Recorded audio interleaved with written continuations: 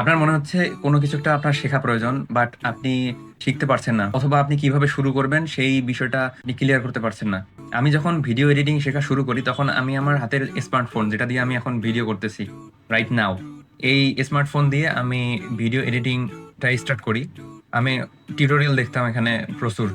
প্রতিদিন ট্রাই করতাম ২-১টা করে জিনিস শেখার। বাট প্রথমত ভাবছিলাম যে হচ্ছে ভিডিও এডিটিং মানে হচ্ছে কয়েকটা ফুটেজ কাট করা, এরপর হচ্ছে জোড়া দেয়া, ট্রানজিশন অ্যাড করা, আর এটাই মেনলি ভিডিও এডিটিং। পরে প্রায় ১-১.৫ বছর পর আমি ইউটিউবে একটা টিউটোরিয়াল খুঁজে পাই। সেখানে মেনলি ওরা হচ্ছে ভিডিও এডিটিং শেখাতো।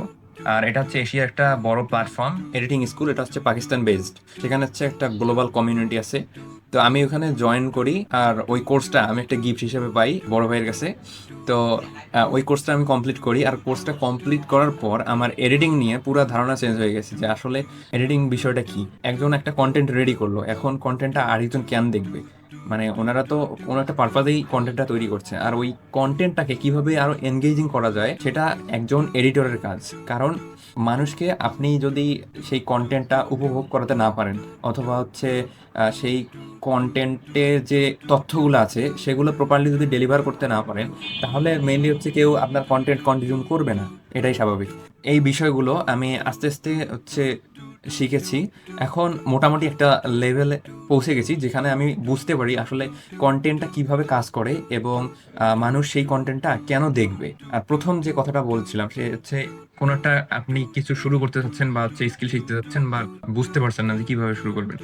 মেইনলি আমার যেটা কথা সেটা হচ্ছে অন্তত শুরুটা করতে হবে। কারণ হচ্ছে শুরু না করলে মানে বিষয়গুলো আসলে বোঝা যায় না। আর ২ মাসে আসলে এগুলো পসিবল না। আপনাকে একটা প্রপারলি টাইম দিতে হবে, এবং সেই টাইমটা আপনাকে দিতে হবে মানে প্রতিদিন অন্তত ২ ঘন্টা ৩ ঘন্টা ট্রাই করতে হবে ওই বিষয়টা জানার জন্য। আর এখন তো হচ্ছে অ্যাভেলেবেল অনেক কিছুই। আপনি যেকোনো কিছু শুরু করতে চান, আপনি জাস্ট ইউটিউবে গিয়ে সার্চ দিলেই ওখান থেকে প্রচুর তথ্য পেতে পেতে পারেন। আর ChatGPT, এরপর হচ্ছে গ্রক, তারপর হচ্ছে আপনার জিমিনি, ক্লোড, এগুলো তো আছে। এখান থেকে আপনাদের যে কোনো সমস্যা যদি আপনি ফেস করেন, সেগুলোর সমাধান আপনি ইজিলি পেয়ে যাবেন।